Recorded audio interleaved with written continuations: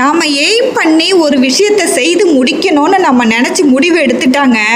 அதை நாம் தாங்க முயற்சி பண்ணணும். அதை விட்டுட்டு யாரையாவது டிபெண்ட், அதாவது முதல்ல இதுக்கு தடையாக இருக்கிறது நம்மளுடைய மைண்டு தாங்க. என்ன அப்படின்னு பார்த்தீங்கன்னா, யாரையுமே டிபெண்ட் பண்ணவே பண்ணாதீங்க. உதாரணத்துக்கு ஒரு குட்டி கதை ஒன்று சொல்கிறேன் பாருங்க. இப்போ காட்டுக்கே ராஜாவான அந்த சிங்கம் இறைய தேடி காட்டுக்கு போச்சுதுங்க.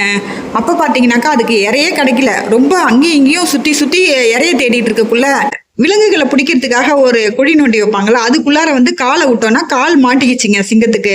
ஸோ அதால் தப்பிக்க முடியாமல் தவிச்சிட்டு இருந்தது. அந்த நேரம் யாருமே இல்லை. ஆனால் இது இறைய தேடிட்டு இருந்த அந்த அந்த நேரம் பார்த்து அந்த வழியாக ஒரு மாடு ஒன்று வந்துட்டு இருக்குதுங்க.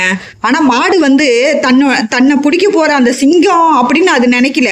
அது என்ன பண்ணுச்சான், ஐயோ ஒரு சிங்கம் மாட்டிட்டு இருக்குது அப்படின்னு சொல்லிட்டு என்ன பண்ணிருக்குது, அதோட கொம்பால முட்டி கிட்டி அந்த சிங்கத்தை காலை எடுக்க வச்சிருச்சிங்க அந்த குழியில இருந்து.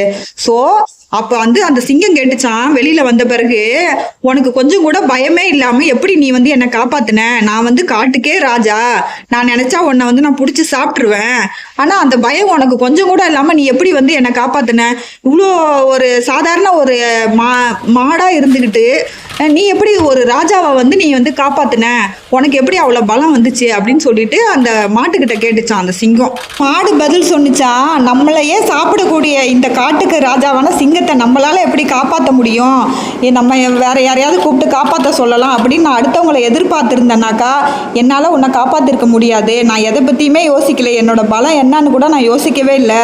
நான் உன்னை காப்பாற்றினதுனால தான் உன்னை காப்பாற்ற முடிஞ்சுது அப்படின்னு சொல்லி பதில் சொன்னிச்சான் அந்த மாடு. மாடு சொன்னதை கேட்டோன்னே அந்த சிங்கம் ரொம்ப வியப்பாக பார்த்து ரொம்ப பாராட்டுச்சான் அந்த மாட்டை. இந்த கதையை நான் எதுக்கு உங்களுக்கு சொன்னேன்னா, நம்மளுடைய திறமை என்ன, நம்மக்கிட்ட என்ன இருக்குது அப்படின்றது நமக்கே தெரியாதுங்க. நம்ம முயற்சி பண்ணக்குள்ள தான் அது அந்த திறமை வெளிப்படும்.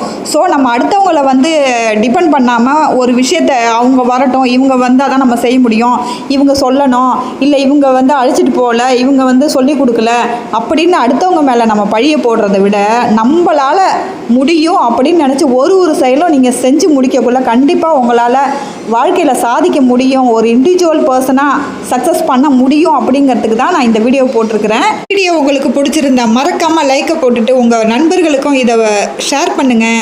சேனல் சப்ஸ்கிரைபும் பண்ணிக்கோங்க. பை ஃப்ரெண்ட்ஸ், நெக்ஸ்ட் வீடியோவில் பார்க்கலாம்.